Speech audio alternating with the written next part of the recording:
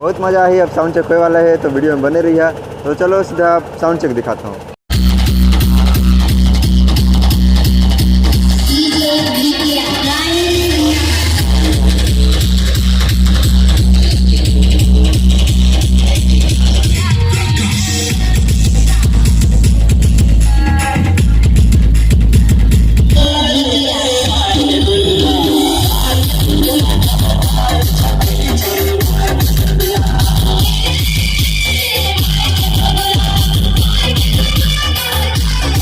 और 4 base 4 top बजाए बर है मशीन है।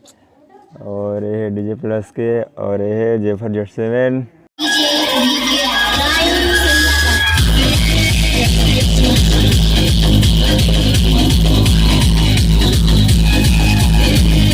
और ये चारों के चार पूरा मिनी स्कूप है। और ये वीडियो में एम भी रही 500 लाइक के, तो 500 लाइक करा दी है।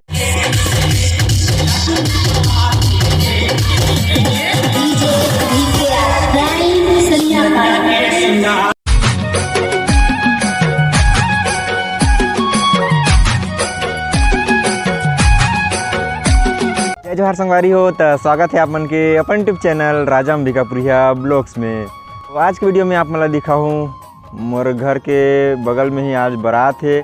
और आज एक मरकाम वाला डीजे के आज बुकिंग है यहीं गांव में ही। और बारात आते है अंबिकापुर लकड़ा साइड से। और बहुत ही ज़्यादा मज़ा वाला है और बहुत ही बेहतरीन वीडियो है वाला है आज के। तो चलो ये शानदार वीडियो ला शुरू करथन। चलो भाई देखो अब मैं क्या करता हूँ। तो ये है आज की सेटअप, 4 बेस 4 टॉप और नया है। तो ये है शिव कैबिनेट है, करसू वाला टॉप भी है और ये नीचे बेस भी है।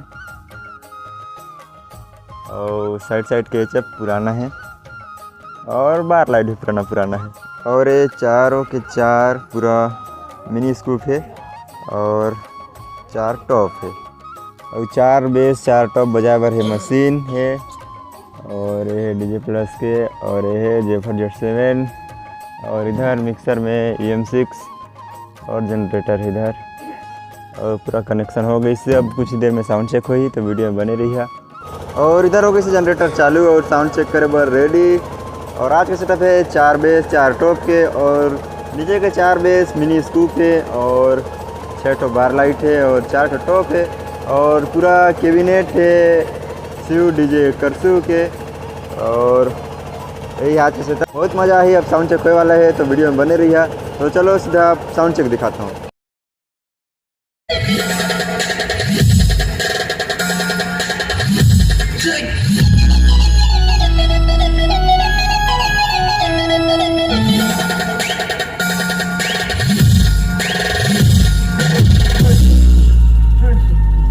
DJ Roman.